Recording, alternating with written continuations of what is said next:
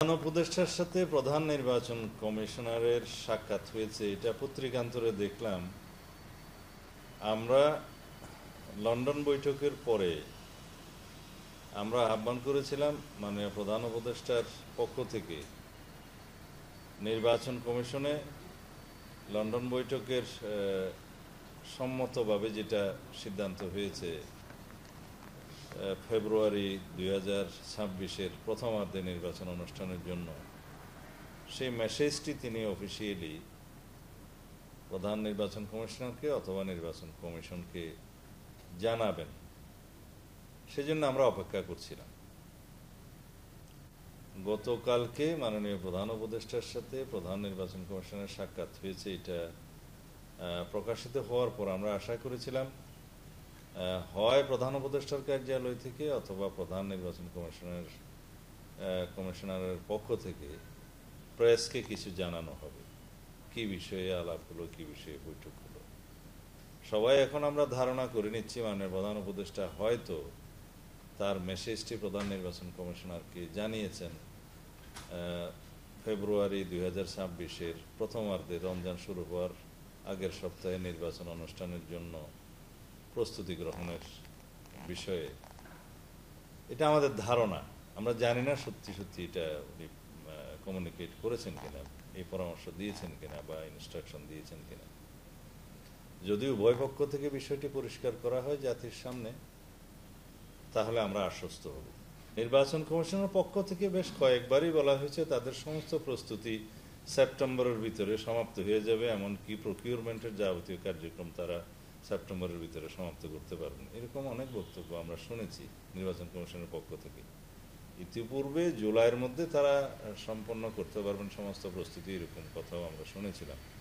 তো যেহেতু procurement procedure অনেক আগেই শুরু হয়ে গিয়েছে এবং সমস্ত প্রস্তুতি সম্পন্ন করার জন্য তারা সকল কিছু কার্যক্রম গুছিয়ে এনেছেন, সেই হিসাবে বলা যায় এই যে সেপ্টেম্বর এনাফ টাইম তারা যেভাবে বলছে গুছিয়ে আনার জন্য। এবং নির্বাচনের জন্য যে সমস্ত জিনিস প্রয়োজন সেটা হচ্ছে ভোটার তালিকা প্রণয়ন, হালনাগাদ করা, সেটা তাদের হয়ে গিয়েছে। এবং অন্যান্য যে সমস্ত বিষয়াদি আছে নির্বাচন অনুষ্ঠানের জন্য, বিভিন্ন প্রকিউরমেন্টের বিষয় আছে, ক্রয়, বিভিন্ন প্রয়োজনীয় সামগ্রী, সেটাও তারা প্রক্রিয়া করে ফেলেছেন।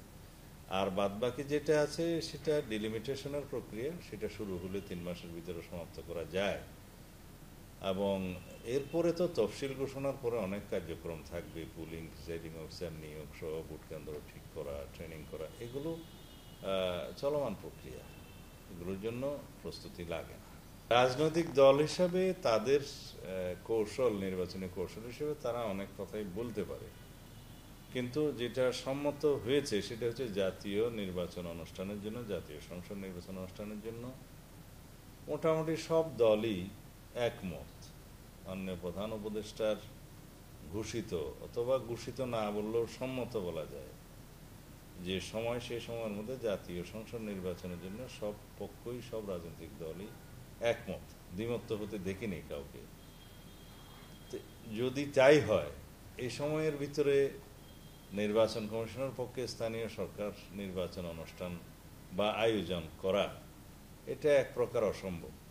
কারণ প্রতিটি স্তরে স্থানীয় সরকার নির্বাচন করতে গেলে কমপক্ষে 6 মাসের বেশি সময় লাগে, সেটা ইউনিয়ন পরিষদ হোক, পৌরসভা, উপজেলা হোক, সিটি কর্পোরেশন হোক। তো এটা একটা হিউজ একটা কর্মযজ্ঞ।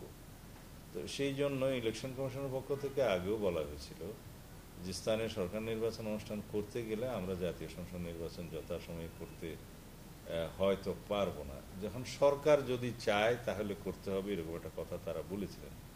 তা এখন যেখানে বাংলাদেশের প্রায় সকল রাজনৈতিক দল তার জাতীয় সংসদ নির্বাচন অনুষ্ঠানের লক্ষ্যে যে সময়সীমা তিনি ঘোষণা করেছেন, সম্মত হয়েছেন, সে সময়সীমার মধ্যে সম্মত, তাহলে এখানে স্থানীয় সরকার নির্বাচন অনুষ্ঠানের তো কোনো সুযোগই নাই, প্রশ্নই নাই।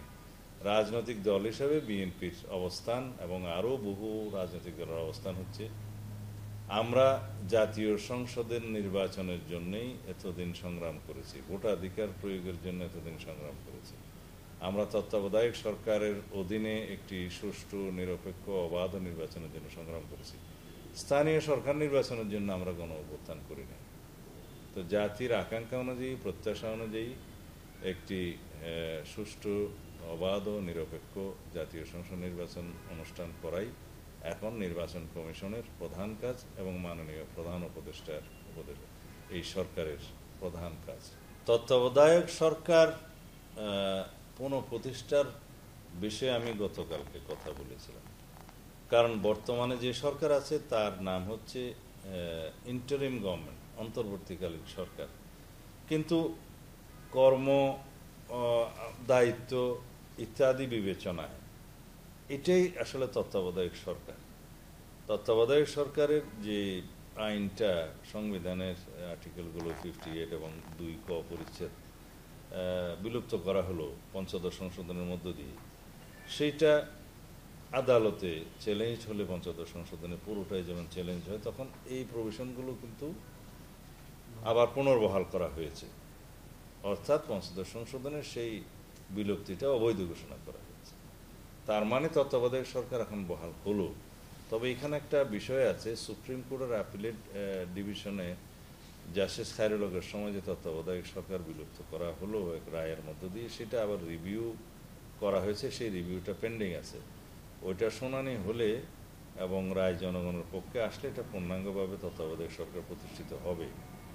কিন্তু তত্ত্বাবধায়ক সরকার না থাকলেও বর্তমান ইন্টারিম গভর্নমেন্টের কর্মকাণ্ড কিন্তু তত্ত্বাবধায়ক সরকারের আদলেই চলছে এবং চলবে।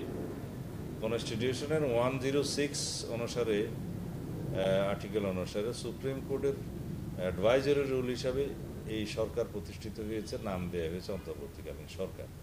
এবং তাদের প্রধানতম কর্ম হচ্ছে একটি সুষ্ঠু, নিরপেক্ষ, অবাধ জাতীয় সংসদ নির্বাচন অনুষ্ঠান করা, সাথে অন্যান্য সংস্কার এবং অন্যান্য কর্মকাণ্ড থাকবে।